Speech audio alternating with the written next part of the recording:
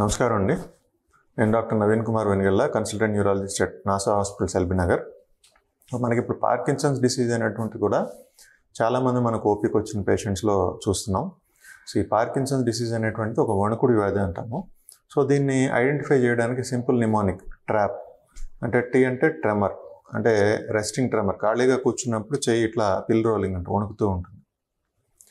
Next are అంటే rigidity, body అంతా బిగుతుగా ఉన్నట్టుగా ఉంటాము. ఏ అంటే ఎకైనీషియా ఆర్ బ్రాడికైనీషియా, అంటే ఎక్కడైనా ఒక పని చేయాలంటే ఎక్కువ టైం తీసుకోవడం. నార్మల్గా 2 నిమిషాల్లో చేసేది 5 నిమిషాల్లో చేయడం, ఒక చిన్న రోబోలాగా నడవడం, స్లోగా నడవడము, స్లోగా యాక్టివిటీస్ ఉంటాము, స్లోగా కూర్చోవడం.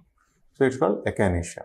పి అంటే పాస్చరల్ ఇన్స్టెబిలిటీ, అంటే నుంచున్నప్పుడు సడన్గా స్పీడ్గా నడుస్తున్నప్పుడు అటు తిరిగినప్పుడు ఉన్నటువంటి దబ్బుని కింద పడిపోవడం, పాస్చర్ కోల్పోవడం. సో వణుకుడు, స్టిఫ్గా ఉండటము, అదేవిధంగా స్లోగా నడవడము, పడిపోవడం. ఈ లక్షణాల్లో 2-3 లక్షణాలు ఎవరికైనా కనిపించినాయంటే అది పార్కిన్సన్స్ డిసీజ్ అయ్యే అవకాశం ఉంటుంది.